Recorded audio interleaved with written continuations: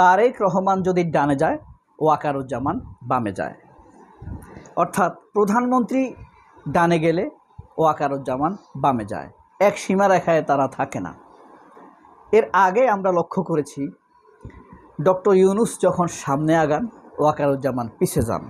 Doctor Yunus যখন গুম খুনের বিচার নিয়ে তৎপর হন, তখন ওয়াকারুজ্জামান আর সেখানে রাজি থাকেন না।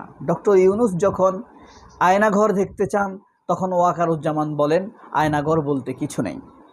ডক্টর ইউনূস যখন তদন্ত কমিশন গঠন করেন বিডিআর হত্যাকাণ্ডের জন্য, তখন ওয়াকারুজ্জামান বলেন যে সেনা হত্যা করেছে বিডিআররাই, এটাই লাউড অ্যান্ড ক্লিয়ার। এই ধরনের কথা আমরা দেখেছি।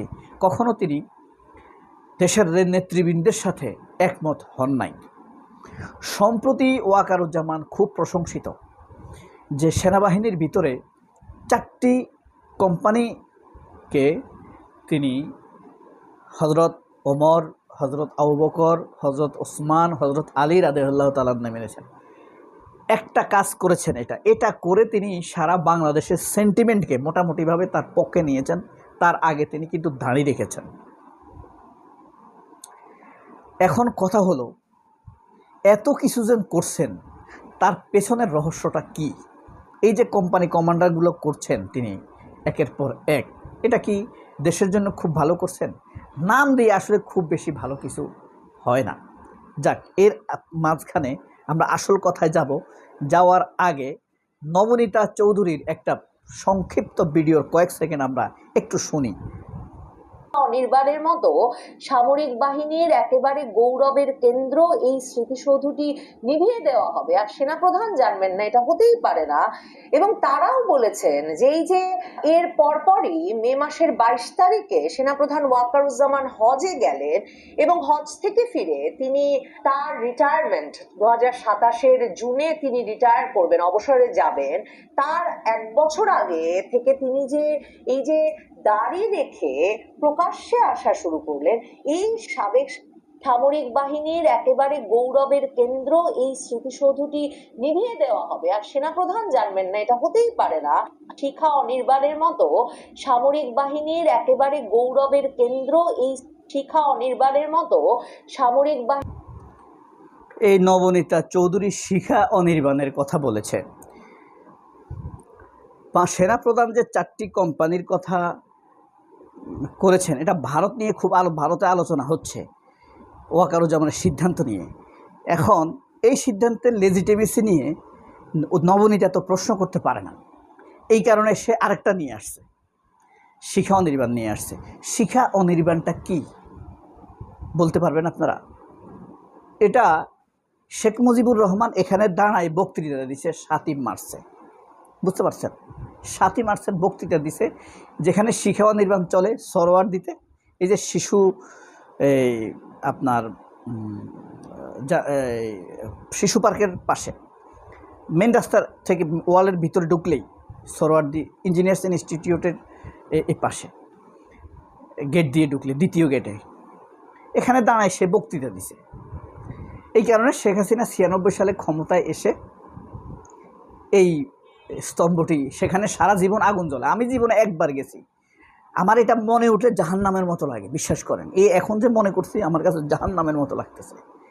অনবরত আগুন জ্বলতেছে আর গ্যাসের অপচয় হচ্ছে। প্রকৃতির থেকে আমরা গ্যাস পাই, ঠিক আছে, সেখানে তো আমরা গ্যাসটা প্রক্রিয়া করে তো এখানে আসছে, বাখরাবাদ থেকে আসুক আর তিতাস থেকে আসুক, মানে এইখানে যে পরিমাণ গ্যাস নষ্ট হয়, হাজার হাজার ফ্যামিলি রান্না করতে পারত।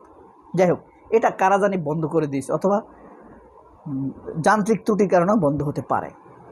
তো নবনীতা এটাকে নিয়ে বিরোধিতা করছে সেনাপ্রধানের। কারণ কি? ওই যে 7টে কোম্পানি, সে তো ওইটা বলতে পারতেছে না, ওইটা তো ভারত বলবে, সে আরেকটা সামনে নিয়ে আসছে। যাই হোক, এগুলা ওয়াকারের জনপ্রিয়তা বাড়ছে, কিন্তু আসল ফ্যাক্টটা কোথায়? এই যে দেখেন, আমাদের বাংলাদেশের প্রধানমন্ত্রী তারেক রহমান মালয়েশিয়া গেলেন। It's a good visit. কি পাইছে এটা আমরা পরে জানবো আস্তে ধীরে। চায়না গেছেন, it's a good visit for our state country. এখন কথা হলো, এটা এরা সহ্য করতে পারে নাই। 4টি কোম্পানির নাম তো এখন দেয় নাই, এটা দিছে আরও নির্বাচনেরও আগে। ওয়াকারুজ্জামান এই নামগুলো দিছে নির্বাচনের আগে, 12ই ফেব্রুয়ারি নির্বাচনের আগে এটার অর্ডার হয়েছে, উদ্বোধন হয়েছে পরশু। বুঝতে পারছেন? এইটা নিয়ে এখন তারা শুরু করছে। চীনে কেন গেল? এখন দেখেন ওয়াকারুজ্জামান আসলে কি তারেকের কাছের লোক? আপনারা বুঝতে পারবেন। তারেক রহমান গেলেন মালয়েশিয়া, ওয়াকারুজ্জামান গেল কোথায়? স্লোভাকিয়া। হ্যাঁ, তারেক রহমান গেলেন চীনে, ওয়াকারুজ্জামান গেলেন চেকোস্লোভিয়া। কি কারণে গেলেন? কি নিয়ে আসছে দেশের জন্য? চেকোস্লোভিয়া কি সামরিকভাবে খুব শক্তিশালী দেশ? চেকোস্লোভিয়া কি আমাদের পাশে থাকার মতো দেশ? তারা হলো রাশিয়ার ছত্রছায়ার লোক। এই দেশগুলোর সাথে ভারতের সম্পর্ক ভালো। যারা এই 4টা কোম্পানির নাম দেওয়ার কারণে, ওয়াকারুজ্জামানের দাঁড়িয়ে রাখার কারণে খুব আবেগে আপ্লুত, তাদের আবেগে কষ্ট দেওয়ার আমার কোনো ইচ্ছা নাই।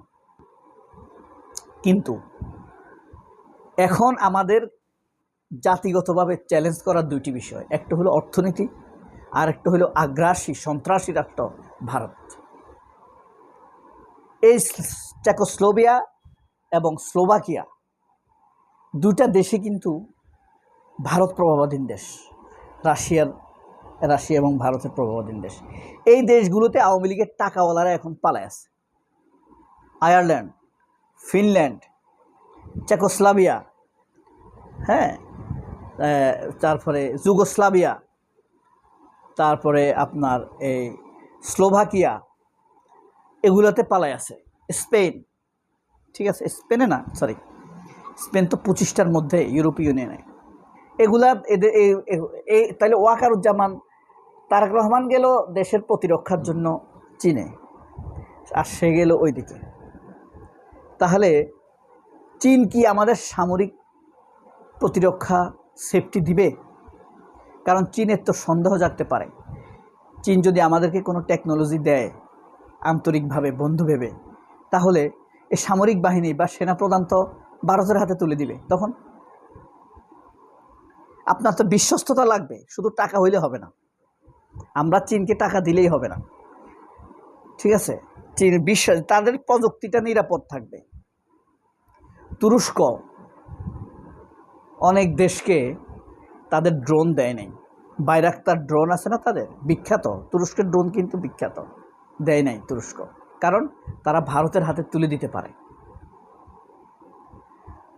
যে এরকম যদি অবিশ্বাস দাঁড়ায়, তাহলে দেখবেন আমাদেরকে এসব দিবে না, তুরস্কও দিবে না, এই চীনও দিবে না। এখন সামরিক নেতৃত্বের সাথে রাজনৈতিক নেতৃত্বের আন্তরিকতা লাগবে, দেশের জন্য ভালোবাসা লাগবে, সম্মিলন লাগবে, ঐকান্তিকতা লাগবে। বুঝতে পারছেন? আবার এসব বারবনিতা নবনীতারা তো পিছিয়ে লেগেই থাকবে। সবাই অনেক ভালো থাকবেন। আল্লাহ হাফেজ, আসসালামু আলাইকুম।